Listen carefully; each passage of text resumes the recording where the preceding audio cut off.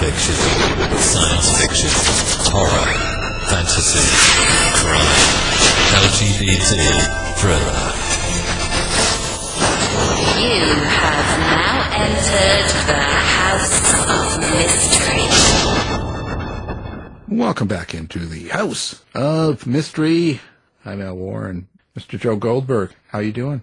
I'm in the house, preparing for the holiday season. Glad Yule, all that sort of stuff. They have holidays in Canada? No. Is that what you don't? Okay. No, we don't. We celebrate life every day.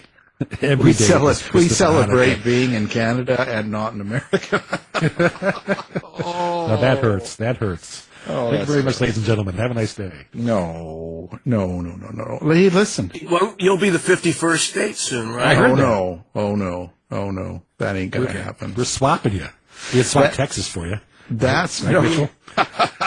That's not going to happen. We don't do that here. We don't do that. I mean, the tariffs are good for us, so have at her. No, listen, anyway, and it's your birthday tomorrow, right? It is. Not me, yes, it is my birthday. Yeah, Pearl Harbor Day. Happy birthday. Thank you. It's amazing how your birth date actually kind of impacts since we have psychology, your entire life. I became a history buff and all that sort of things. But it's fun.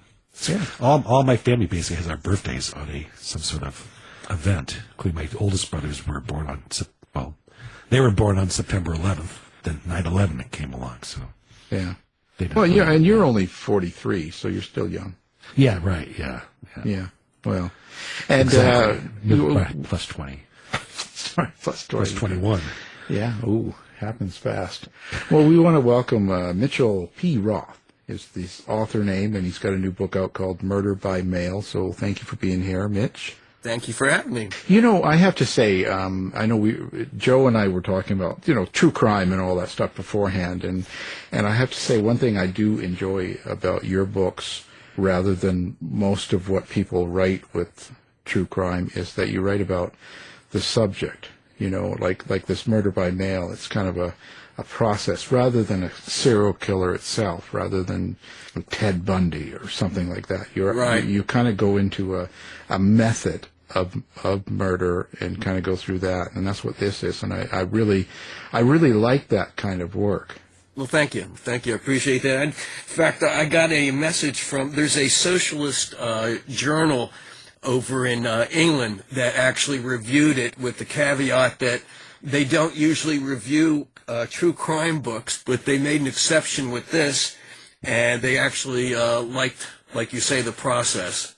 Yeah, I think that's really interesting. Murder by Mail, of course, obviously that kind of describes what it is, but maybe give the listeners a little bit of a rundown of what this book is. Well, Murder by Mail comes under, a variety of, packages.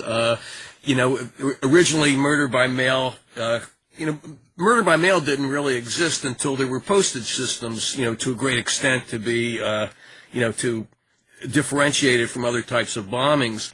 But really it took for the invention of dynamite and nitroglycerin and everything, and those things to have some types of transportable way to, send a bomb through the mail.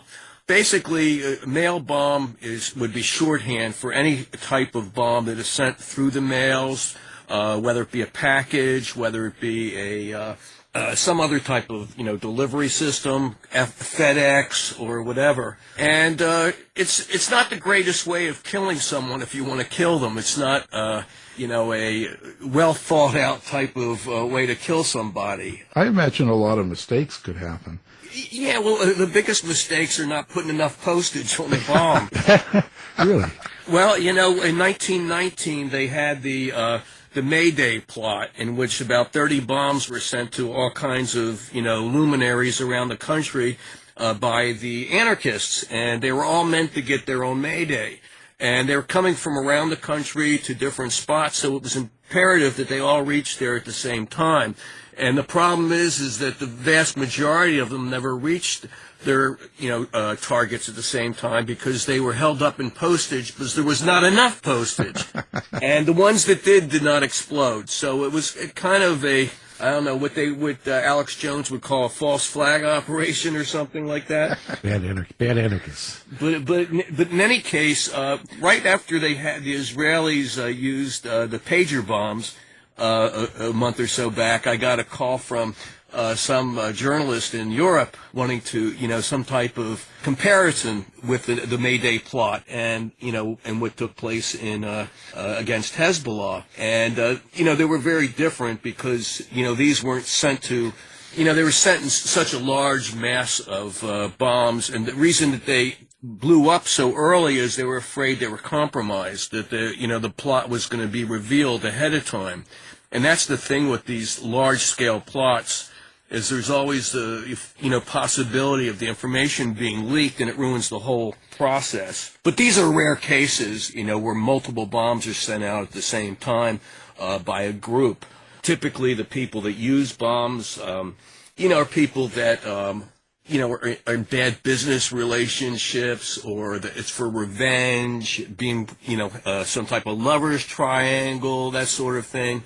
And people that typically are injured and hurt by these bombs are the people that are not the targets. Typically, it's postal employees, or a family member picks up the bomb when it arrives. And even after doing all the research for this book, whenever I open up a box, I usually open it from the bottom instead of the top. I don't, it's kind of, I guess, OCD or something. But, one of the interesting, facts that I came up with was that usually the injuries were done to the left hand, because most people are right-handed and they're holding the bomb with their left, or the package, or whatever the infernal device is, and so they usually lose the left hand instead of the right. Well, fun fact to know and tell. Yeah. And maybe it'll be something that you can learn from. Yeah. Oh, exactly. Well, especially Joe. He does this sort of That's thing. true. I am right-handed. My first thought when I hear about murder by mail is most of the time it's an intended target, and it's usually some sort of political agenda or some sort of theological, something like that, right? Unabomber and stuff like that. Is that really primary, the main reason, or is there a lot of different reasons? I would say there's a lot of different reasons, and ideological would kind of be at the bottom. A lot of times it's extortion, it's blackmail, revenge. Some people like to just blow stuff up, like Beavis and Butthead. And so you have a whole continuum of actors, in this process. Many of them are mentally ill. Just, not surprisingly, but there are ideologically motivated mail bombers for sure. I mean, you had basically a kind of a war going on between Black September and Israeli intelligence in the 1970s, where both sides were using letter bombs. You've had the IRA use the letter bombs. You've even had small groups that, like the Scottish National Liberation Movement, use these letter bombs.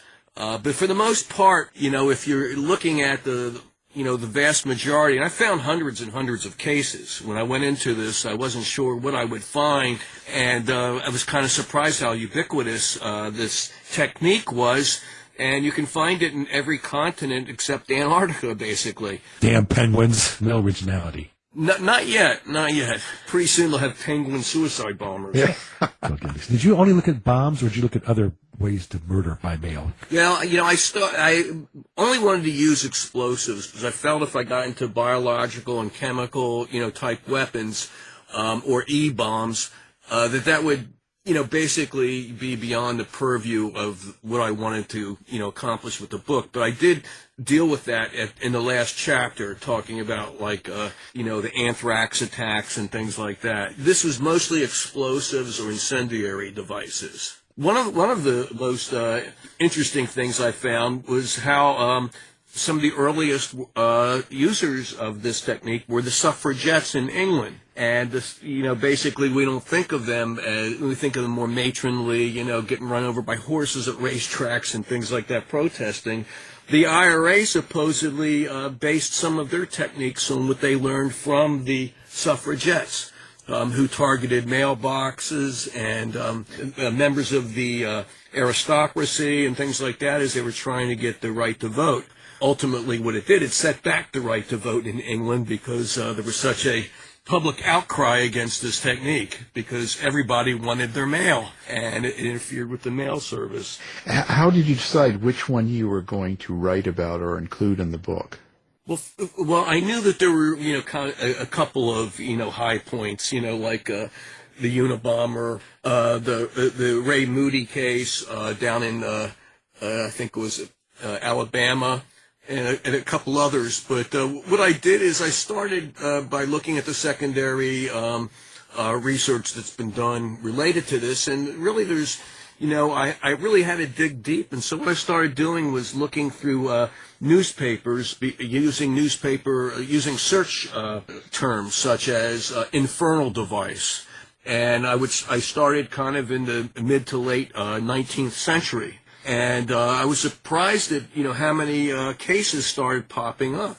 Most of them in Great Britain. I mean, one of them targeted Madame Tussauds wax museum. Things like that. And basically, it took me to places I never thought I'd go. I didn't realize that we'd be looking at how often it was used by the secret services during apartheid, going after anti-apartheid folks.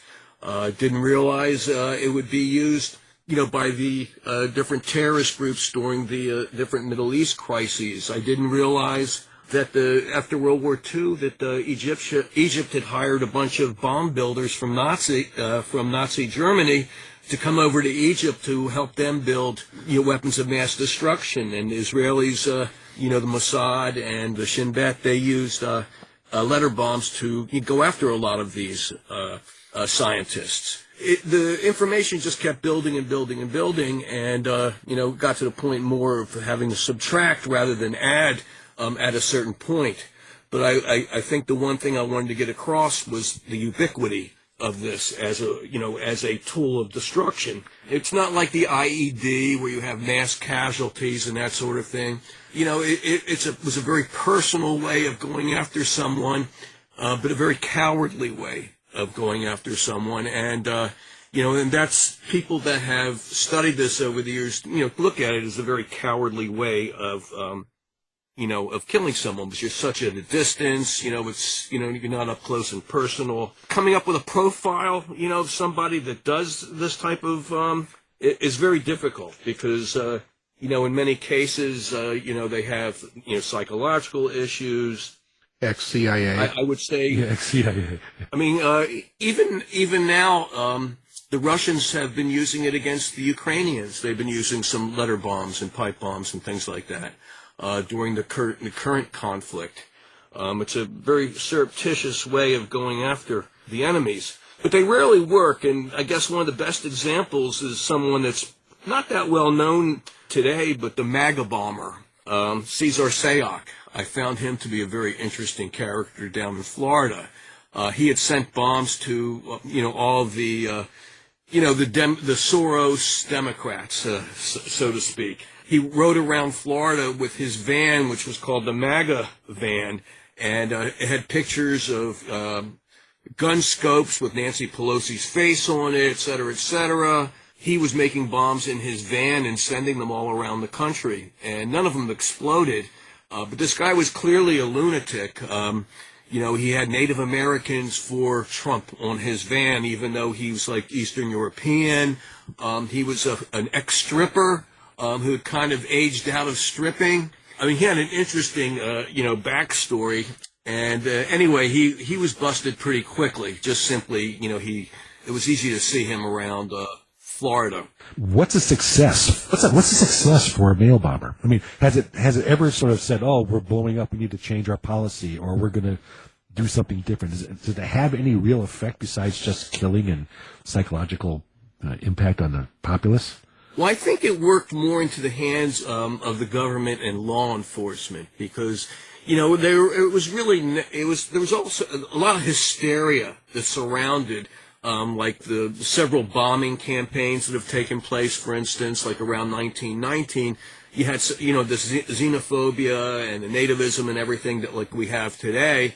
And being able to link some of these, bombings to the anarchists and so forth, played into the hands of, people like J. Edgar Hoover, who would eventually, go from being an anti-anarchist, to a, anti-democracy leader of the FBI.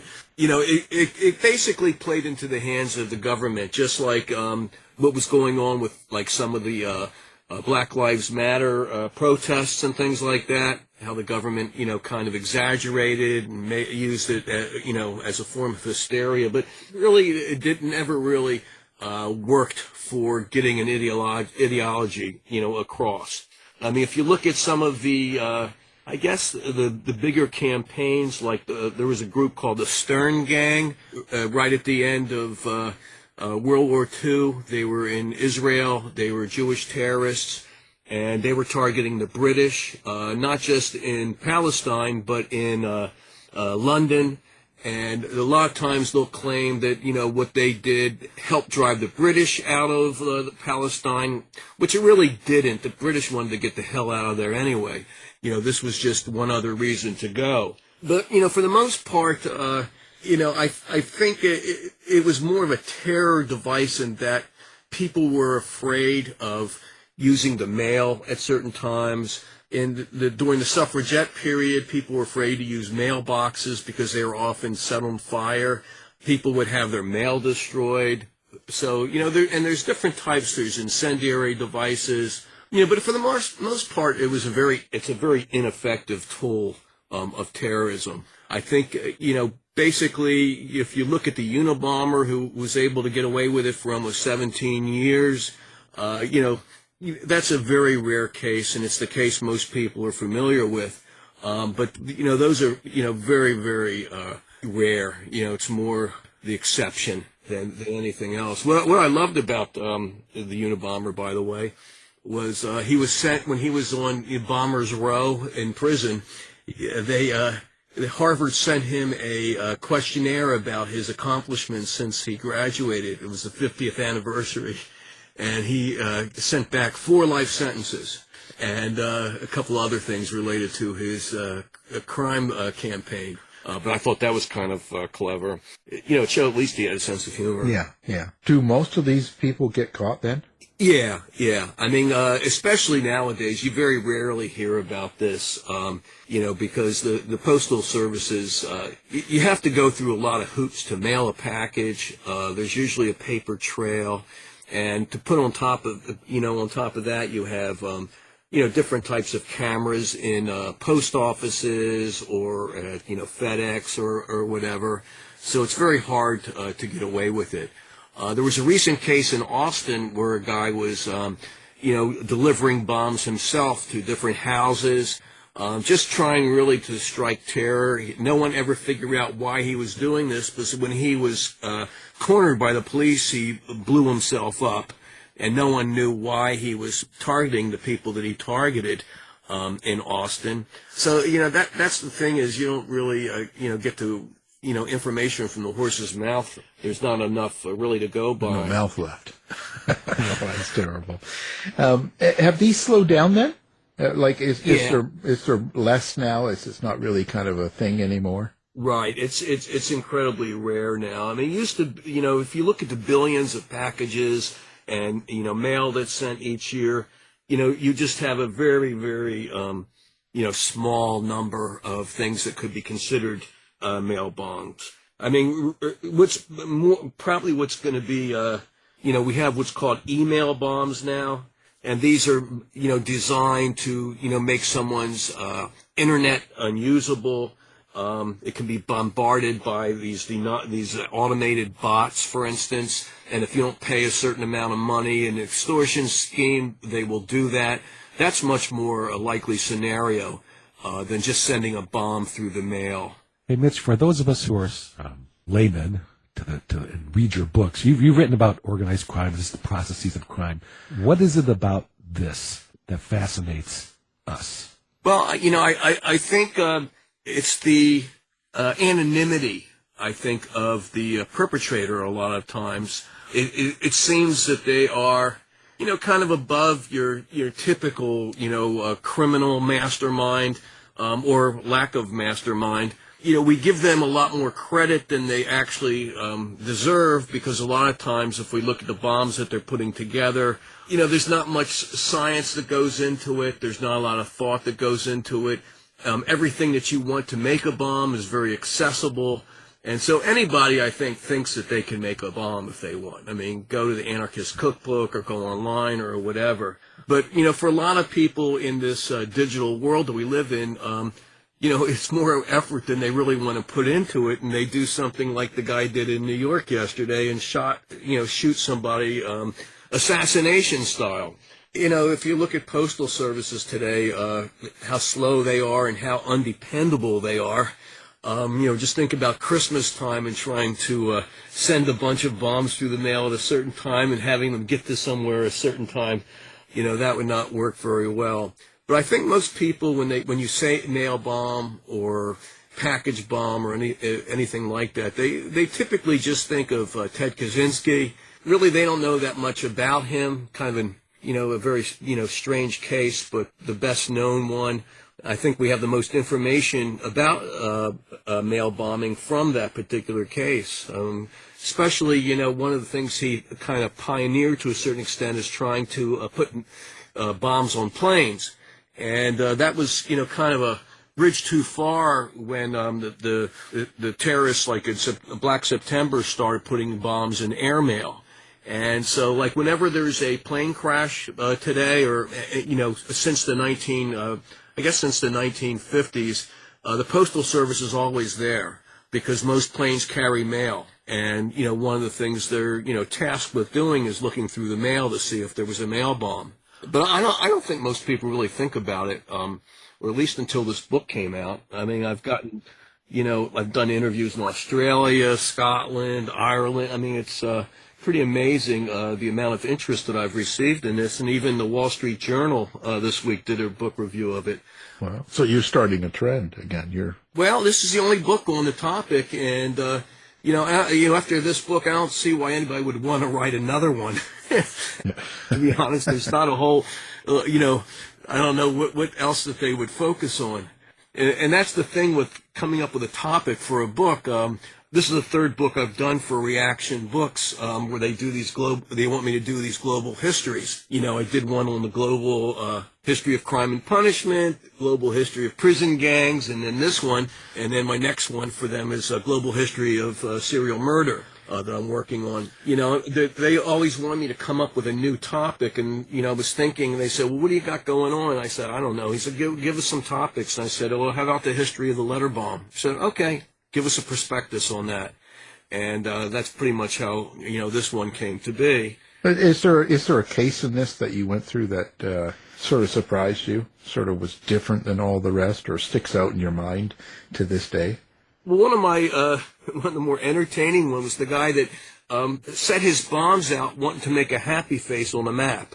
And so each spot where he sent the bombs was supposed to complete this happy face. This is somewhere in the Middle West, I remember. A few years ago, I was studying Jewish terrorists, and I did a Freedom of Information request from the FBI trying to get information they had from the 1940s, et cetera, on the Jewish terrorist groups operating in the United States or connected to Europe.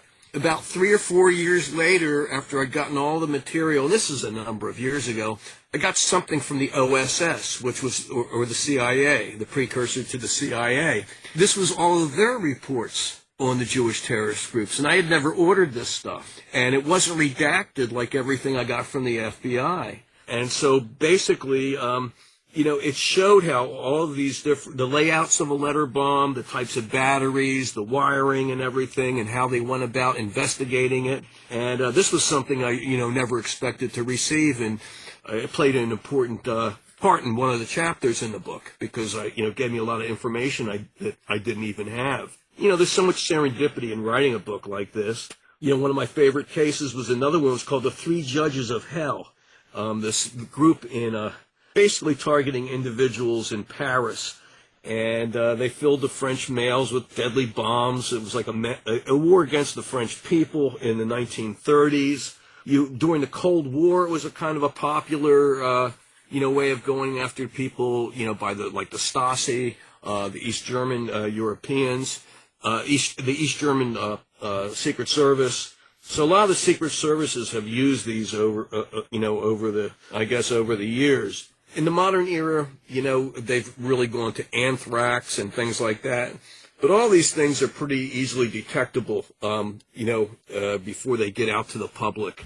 So I think it's more an area of fascination rather than, something that's going to, make any differences in the years to come. You didn't write the manual on how to create a mail bomb in the 2020s. Actually, I'm so technologically adept, I'd blow both my hands off probably first. And, it does take a certain amount of skill not to blow yourself up. And one of my favorite bombers was the Attorney General during the 1919 anarchist outbreak was a guy named A. Mitchell Palmer. He was, well-known enemy of anybody with any type of communist or anarchist leanings. And so a bomber came over to his house to leave a bomb, at his door, but he tripped on the stairs and blew himself up. If that should be in the book on how not to do it. And, you have more cases like that than you would think possible. I mean, when I talk about the ubiquity of it, we're talking about hundreds and hundreds of cases, but over a pretty long period of time. And if you look at the hundreds of billions of packages in mail and everything, it's kind of like cherry picking. But again, I noticed that there were books on the history of the IED, the history of the machine gun, the history of chemical warfare, and this and that. And that's why I kind of settled on this idea. Well, what about the little letter bomb? And I found there was a lot more to it than met the eye. I don't know if you've heard of the book Buddha's Wagon, but Buddha's Wagon was the history of the IED. And I kind of used that as a template on how, to kind of go about doing the research and construction of this book. And my co-author on this is someone I've written 3 or 4 books with. He goes to the Arab sources for me, Arabic sources. He is a terrorist analyst and used to be with the Turkish police. And so since he can read Arabic and he has all kinds of police resources and everything like that, he delved a bit into these cases in one of the particular chapters. It was his main contribution. It's just one of those things where I know they're not going to make a movie about it, but I like taking these big topics, like you said, and instead of just like, the biography of one serial killer and, making a big to-do about it, I prefer these, I won't say academic, more historical accounts. My PhD's in history, but I've been teaching criminology for 30 years. All of my books have that kind of interdisciplinary aspect to it. Right now I'm working on a book on serial mass murder in China with a Chinese colleague. And that we're finding a lot of fascinating stuff out about that. I didn't know they did that over there. Yeah. I thought that was an American thing. That's what they tell you. We found dozens and dozens of cases over there, and we made some really interesting parallels and contrasts on why it takes place over there and how it takes place compared to over here. And some of the things we found were they're less sexually motivated over there, but they're more profit oriented. The serial killings. I don't want to give the whole book away because we're still working on it, but it's due to our publisher by next summer. Hopefully you'll have me back for that one when it comes out. Yeah, it's interesting. We'll have to find out if they have a MAGA killer over in China. Right. Well, when it comes to mass murder, we've got a lot of interesting mass murder cases over there, almost all of them dealing with mass stabbings and bombings, because it's so hard to get a gun over there. But I just try and give an interdisciplinary look at these different topics, and I think I was on for Man with the Killer Smile. Right. Yeah. And it was the first book I ever did just on a serial killer, and like getting back to what you're saying about, how that can kind of be, okay, it's just one person's life. For me, the excitement of that book was, kind of uncovering a paper trail of a serial mass murder from the 1920s. What's funny is I keep getting emails from distant relatives of this guy, telling me that, they have all family stories about it. And it's like, where were you when I was writing the damn book? Well, the thing what differentiated that one, as you probably remember, was this guy committed multiple mass murders, as well, as individual murders.